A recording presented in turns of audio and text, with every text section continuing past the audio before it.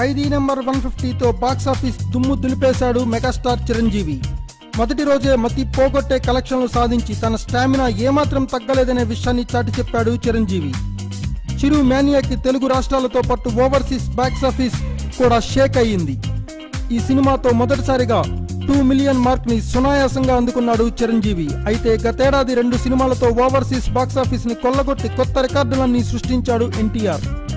మరో విషయం ఏమిటంటే 2013లో బాద్షా సినిమాతో ఓవర్సీస్ లో మొదటిసారిగా 1 మిలియన్ మార్క్ ని అందుకున్నాడు ఎన్టీఆర్.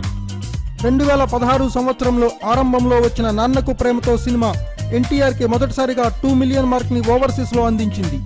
తర్వాత అదే సంవత్సరంలో వచ్చిన జనతా గ్యారేజ్ కూడా $1.80 మిలియన్ కొల్లగొట్టింది.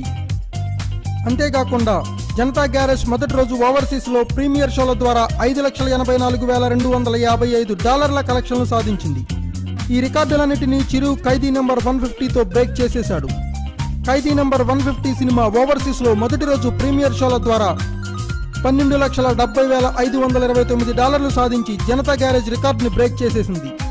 ఈ సినిమా ఇప్పటి వరకు ఓవర్సీస్ లో $2.22 మిలియన్ సాధించి విజయవంతంగా దూసుకుపోతుంది. దీంతో ఎన్టీఆర్ పేరిట ఓవర్సీస్ లో ఉన్న 1.2 మిలియన్ మార్క్ కలెక్షన్ల రికార్డులు, ప్రీమియర్ షోల కలెక్షన్ల రికార్డులని చిరంజీవి ఒక్క సినిమాతోనే బ్రేక్ చేసి చూపించాడు.